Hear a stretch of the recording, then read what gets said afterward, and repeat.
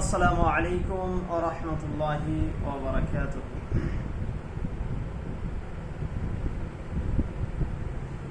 ইন্নাল হামদুলিল্লাহ ওয়াহদা ওয়াসসালাতু ওয়াসসালামু আলা রাসূলিল্লাহ আম্মা বা'দ। আউযু বিল্লাহি মিনাশ শাইতানির রাজীম। বিসমিল্লাহির রহমানির রহিম।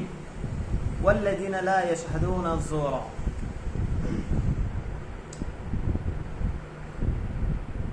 আমরা সকলেই অবগত রয়েছি যে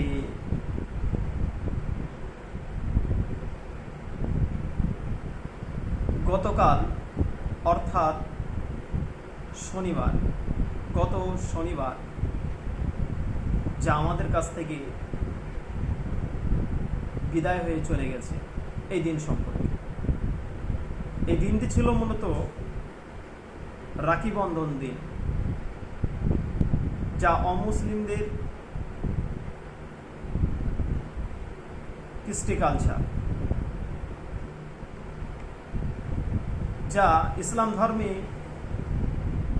সম্পূর্ণ হারাম বা নিষিদ্ধ। রাখি বন্ধন মূলত হিন্দু ধর্মের একটি ধর্মীয় অনুষ্ঠান, যা শিরক ও কুফরি বিশ্বাস দ্বারা পূর্ণ।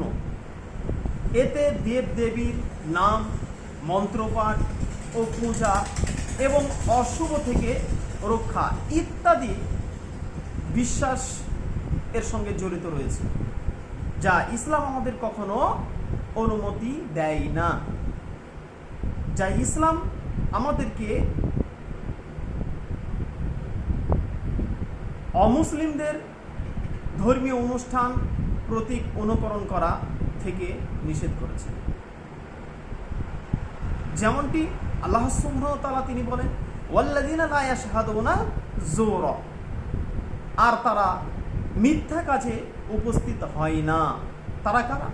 তারা হচ্ছে ঈমানদার, মুমিন, মুসলিম। তারা কখনোই মিথ্যার সঙ্গে সংশ্লিষ্ট হয় না, সংযুক্ত হয় না।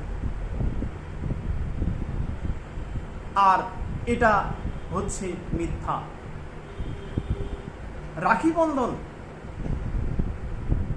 এটা হচ্ছে দেবদেবীদের নামে একটি মন্ত্র, যা ইসলাম ধর্মে পরিপূর্ণভাবে নিষেধ। এ ব্যাপারে অর্থাৎ উক্ত আয়াতে যে জুর যে শব্দ, এই শব্দ সম্পর্কে ইবনে আব্বাস রাদিয়াল্লাহু তাআলা আনহু ও ইবনে সিরিন রাহিমাহুল্লাহ তিনি এই শব্দটাকে ব্যাখ্যা করে বলেছেন যে জুর শব্দের অর্থ হচ্ছে এখানে মুশরিক ও কাফেরদের উৎসব ও অনুষ্ঠান। অর্থাৎ ভাই, আপনি যে অনুষ্ঠানটি নিজের অনুষ্ঠান বলে নিজের আত্মাকে প্রশান্তি দেওয়ার জন্য যেটা আপনি করছেন, রাখি বন্ধন, রাখি বাঁধছেন, অর্থাৎ অন্য কোনো মহিলা আপনাকে রাখি বাঁধছে বা আপনি আপনার টিচারকে রাখি বাঁধছেন, এটা একজন মুসলিমের জন্য কখনোই সম্ভব নয়। তার কারণ তার ধর্মগ্রন্থ তাকে নিষেধ করছে। আল্লাহ সুবহানাহু ওয়া তাআলা সূরা হজের 30 নম্বর আয়াতের ভিতরে তিনি বলছেন, ফাজতানিবু রিজসা মিন আওসান, তোমরা মূর্তি অপবিত্রতা থেকে দূরে থাকো। একথা আল্লাহ সুবহানাহু ওয়া তাআলা তিনি বলছেন, তোমরা মূর্তি এবং তার অপবিত্রতা থেকে তোমরা দূরে থাকো, একথা তিনি বলছেন। রাখি বন্ধনে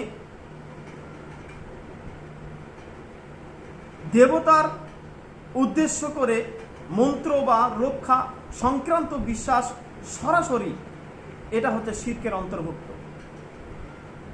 রাখি বন্ধন যেটা আমরা করছি, যে উৎসবটা আমরা পালন করছি, সেটা হচ্ছে রক্ষা কবচ। অর্থাৎ আপনি বোন, আপনি আপনার ভাইকে রাখি বন্ধন করছেন, রাখি বাঁধছেন এই কারণেই, এই উদ্দেশ্যেই যে সে আমাকে রক্ষা করবে। রক্ষা করার মালিক কে? আল্লাহ সুবহানাহু ওয়া তাআলা। কি করে আপনার ভাই আপনাকে রক্ষা করতে পারবে? ক্ষণিকের জন্য ক্ষণিকের জন্য আপনাকে রক্ষা করলো, কিন্তু আর প্রতিটা নিহিত, প্রতিটা সেকেন্ড, প্রতিটা মিনিট, প্রতিটা ঘন্টা মহান আল্লাহ সুবহানাহু ওয়া তাআলা আপনাকে রক্ষা করবেন। তো আমাদের আকীদা হয়ে গেছে নষ্ট।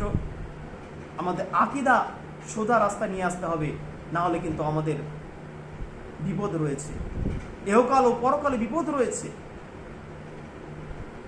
তো আমি প্রত্যেক মুসলিম ভাই ও বোনদেরকে উদ্দেশ্য করে আমি বলবো যে এই সমস্ত অমুসলিমদের করণীয় থেকে বেঁচে থাকবেন, বেঁচে থাকার চেষ্টা করবেন, নচেত আপনি কাল কিয়ামতের মাঠে পরিত্রাণ পাবেন না। আল্লাহ রাসূল সাল্লাল্লাহু আলাইহি ওয়াসাল্লাম হাদিসের ভিতরে বলছেন, মান তাশাব্বাহা বিকওমিন ফাহুয়া মিনহুম। আবু দাউদের 4031 নম্বর হাদিস। তিনি বলছেন,